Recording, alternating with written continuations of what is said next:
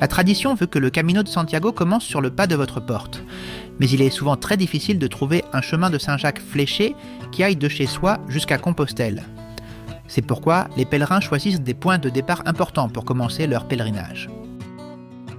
Roncevaux est l'un d'entre eux. Pourquoi ce petit village niché dans les Pyrénées navarraises est-il l'un des plus remarquables ? Parce que c'est ici que se trouve le premier centre habité après avoir traversé les Pyrénées, la redoutable chaîne de montagnes qui sépare l'Espagne de la France. Mais aussi, et surtout, parce qu'il s'agit d'un lieu où l'accueil des pèlerins fait partie de son essence depuis ses origines. Roncevaux a été construit ici pour accueillir les pèlerins fatigués et épuisés qui traversèrent les Pyrénées au Moyen-Âge. Aujourd'hui, il continue d'être un lieu emblématique d'accueil, tant physique que spirituel, pour les pèlerins arrivant de France, mais aussi un tremplin pour les pèlerins qui veulent commencer leur pèlerinage ici. Roncevaux est une ville pittoresque, proche de la frontière entre la France et l'Espagne. Il y a plusieurs siècles, les rois de Navarre y ont établi un hôpital et une collégiale pour accueillir les pèlerins pauvres après la traversée des Pyrénées.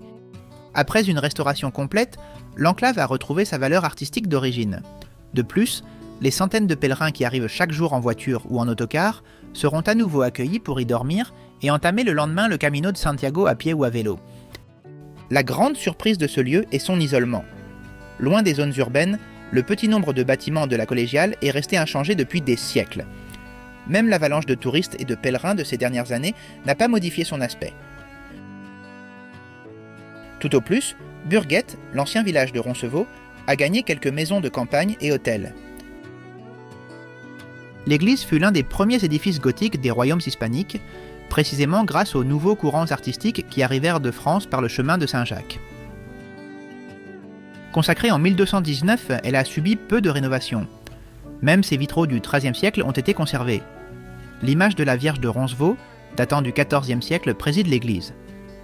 La collégiale abrite un musée et le tombeau du magnifique roi Sancho le Fort, qui mesurait 2,2 mètres de haut et qui ordonna la construction de l'église. Deux constructions anciennes se trouvent à proximité de l'église.